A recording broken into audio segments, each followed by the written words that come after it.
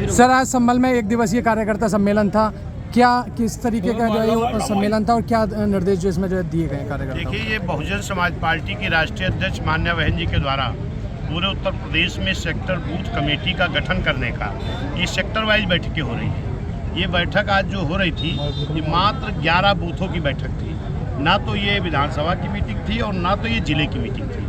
11 booth की meeting थी। यहाँ पर सेक्टर बूथ कमेटी की समीक्षा की गई और इसमें हमारे सभी मंडल के कोऑर्डिनेटर, जिले के पदाधिकारी, विधानसभा के पदाधिकारी और जो संभावित हमारे प्रत्याशी चेयरमैन के इधर हैं संभावित, ये लोग भी मौके पर आज यहाँ आए थे और सभी लोगों का जो कमेटी की समीक्षा हुई। पूरी कमेटी बहुत मजबूत है, बहुत अच्छी है। सर, यूपी निकाय चुनाव को लेकर सर क्या रणनीति रहेगी बसपा?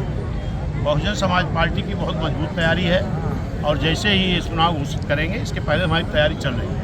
निश्चित है कि आने वाला चुनाव जो उत्तर प्रदेश में नगर पंचायत, नगर पालिका, वार्ड, मेयर, पार्षद होगा, इसमें बहुजन समाज पार्टी बहुत बड़े दल की। सर, यूपी निकाय चुनाव में बीजेपी जो है सर मुस्लिमों को जो है टिकट देने की तैयारी कर रही है, तो क्या मुस्लिमों के बीच घुसने की अभी जो एक पूरी प्लानिंग है जो बीजेपी की, क्या कहना चाहेंगे इसको लेकर? ये कोई नई चीज़ है? मुस्लिम क्या इस देश में नहीं रहता है? क्या उसका हक अधिकार नहीं है? अगर भाजपा देने जाए तो कोई नई चीज़ नहीं करने जा रही है। ये भारत देश विभिन्न धर्मों का देश है। इस देश में जिसको भी राजनीति करनी है, सर्व धर्म सर्व समाज के लोगों को भागीदारी देना चाहिए। हर विधानसभा क्षेत्र में जो है बीजेपी जो है स्थापना दिवस का एक पूरा प्रोग्राम कर रही है निकाय चुनाव को लेकर। बीजेपी क्या कर रही है उनसे पूछिए। बहुजन समाज पार्टी गांव चलो अभियान के तहत बूथ स्तर पर, सेक्टर स्तर पर मीटिंगें कर रही है और बहुजन समाज पार्टी की बहुत ज़बरदस्त तैयारी है। जिनकी तैयारी नहीं थी वो किसी न किसी बहाने चुनाव के बाहर चले गए थे।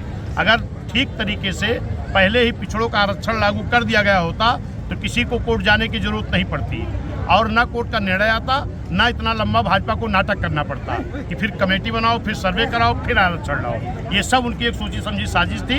पिछड़ों के साथ बहुत बड़ा घोटाला हुआ है। उनकी जो कमेटी बनी थी उसने भी बताया भाजपा ने इसमें बहुत बड़ी बेईमानी की है। 2024 के लोकसभा चुनाव की लेकर बसपा की क्या तैयारी है? बहुत जबरदस्त तैयारी है। गठबंधन रहेगा या अकेले लड़ेगी चुनाव?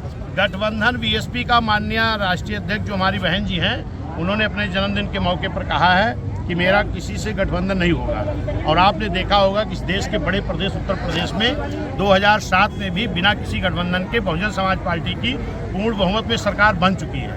उसी फार्मूले पर फिर से इधर हमारा काम चल रहा है और आज गठबंधन हमारा हो गया है। मुस्लिम समाज का, पिछड़ा समाज का, SC ST समाज का और न्याय पसंद ब्राह्मण क्षत्रिय वैश्य समाज के लोगों का जवान जनमानस के एक गठबंधन, एक भाईचारा बहुजन समाज पार्टी के साथ बन गया है। तो दोनों के पास कुछ बचेगा नहीं, उनका गठबंधन करने की जरूरत क्या पड़ेगी?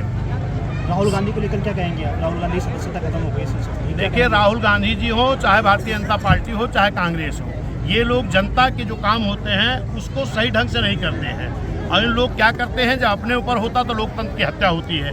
यही कांग्रेस के लोगों ने बहुजन समाज पार्टी के 6 विधायक को तोड़ करके राजस्थान में लोकतंत्र की हत्या तब नहीं दिखाई पड़ी और 2 बार इन्होंने किया है। आज इनकी जो सदस्यता समाप्त हुई है, ये नहीं होना चाहिए। लोकतंत्र की हत्या नहीं होनी चाहिए। जो भी है, जनता ने किसी विश्वास के साथ चुन करके भेजने का काम किया था। ये हमारे सांसद हैं और जो भी हो रहा है ये गलत हुआ है। इस तरीके से किसी के साथ नहीं होना चाहिए।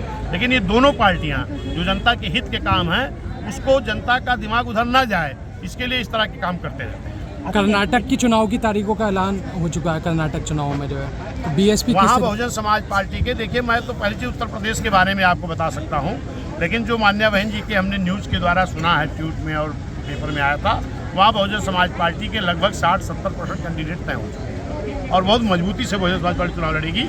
वहाँ के बारे में मान्या बहन जी जो हमारी राष्ट्रीय अध्यक्ष, हमारी नेता है, वो बताएंगे। सर, भारतीय जनता पार्टी जिस तरह से पूरी सोशल मीडिया पर है, अब बीएसपी भी उसी बेस पर चल रही है। क्या भाजपा का नकल किया जा रहा है बीएसपी में? भाजपा का नकल नहीं, बीएसपी का नकल सारे लोग करते हैं। बीएसपी की जो रणनीति बहन जी बनाती है, जिस पर बीएसपी चलती है, इसकी नकल दूसरे लोग करते हैं। और मैं आज भी अभी एक देख रहा था, भाजपा के प्रचार तंत्र के लोग फिर जिस तरीके से 2022 में किए थे, फिर वो प्रचार शुरू कर दिए हैं।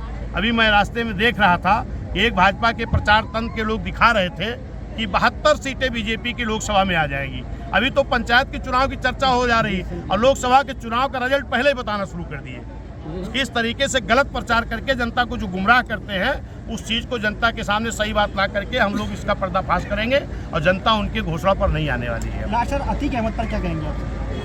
अतीक अहमद हो चाहे कोई भी अपराधी हो, बहुजन समाज पार्टी अपराधियों के साथ नहीं रहती है। मान्या बहन जी ने अपने सरकार में अपने ही सांसद को अपने आवास पर बुला करके गिरफ्तारी कराने का काम किया है। आज बहुत अपराधी हैं जिस भी अपराधी जो भी अपराधी है उनके साथ सख्त कार्रवाई होनी चाहिए, कानूनी कार्रवाई होनी चाहिए, ये मेरी मांग है। अतीक अहमद की पत्नी को शाइस्ता परवीन को जो है महापौर घोषित किया बसपा ने। किसने घोषित किया था? बसपा ने। कहाँ? कोई क्लिक दिखाएंगे, कोई टीवी दिखाएंगे, प्रचार दिखाएंगे?